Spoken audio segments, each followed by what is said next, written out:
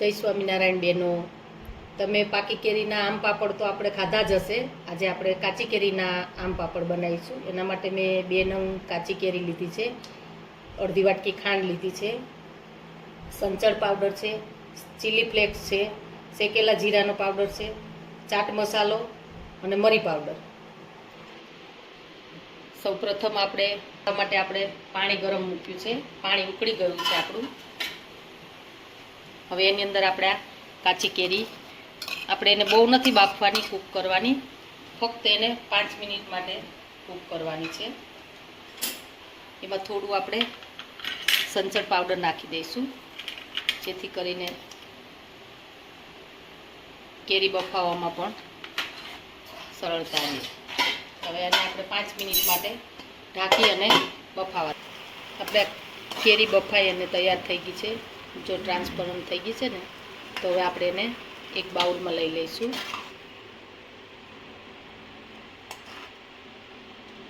કેરી આપણી ઠંડી થઈ ગઈ છે, એને આપણે મિક્સરમાં ક્રશ કરીને સ્મૂથ પેસ્ટ બનાવી લઈશું. હવે આપણા બેટર તૈયાર થઈ ગયું છે. એમાં મેં 1 ચપટી ગ્રીન ફૂડ કલર નાખેલો છે, એટલે કલર સરસ આવશે. એને આપણે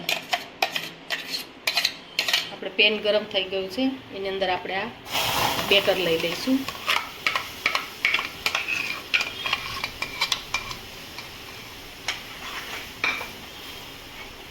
હવે એની અંદર આપણે 2-3 ચમચી ખાંડ છે એ નાખીશું. સંચળ પાવડર છે અડધી ચમચી, થોડો ચાટ મસાલો,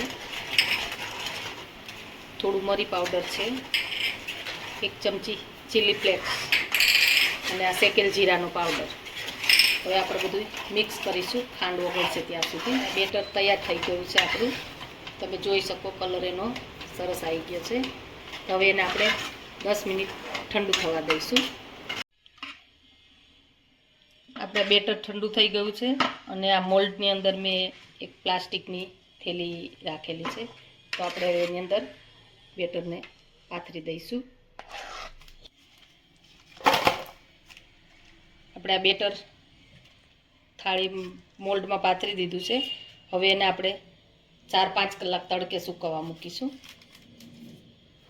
તો આપણે કાચી કેરીના આમ પાપડ આપણે જે સૂકવવા મૂક્યો હતો એને આપણે જોઈ લઈશું, સુકાઈ ગયો છે.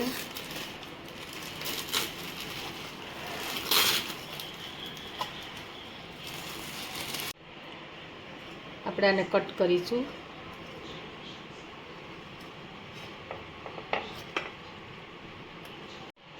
બહુ સરસ ટેસ્ટ આવે છે આનો. એકવાર તમે ચોક્કસ બનાવજો.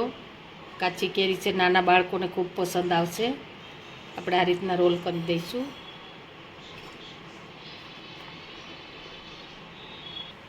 આપણે આ તૈયાર છે આમ પાપડ કાચી કેરીના. એને આપણે સર્વ કરીશું.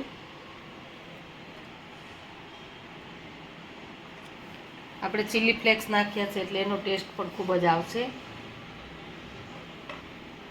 એકવાર તમે ચોક્કસ ટ્રાય કરજો. અને અમારી રેસીપી કેવી લાગી તો લાઈક, શેર અને સબસ્ક્રાઈબ કરજો.